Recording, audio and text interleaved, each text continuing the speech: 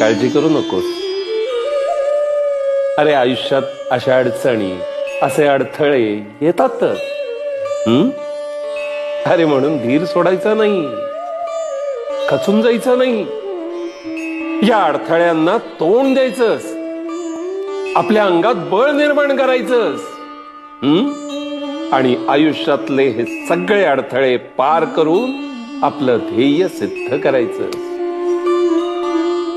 जिथे चित्त स्वस्थ असतं तिथे परमार्थ राहत नाही. मन, चित्त, बुद्धी यांची शुद्धी परमार्थासाठी आवश्यक असते, हे ओळखा. गुरु आपल्या भक्तांच्या भल्या करता त्यांच्यावर योग्य ते संस्कार, त्यांना योग्य ती शिकवण देत असतो. तसंच आई वडीलही आपल्या लेकरांच्या भल्या करता ते आपल्या सगळ्या मुलांवर योग्य ते संस्कार करतात. आम्ही तुझ्या आई वडिलांनी तुमच्यावर योग्य ते संस्कार केले, योग्य ती शिकवण दिली. तू ती उत्तम प्रकारे मनावर कोरून घेतलीये.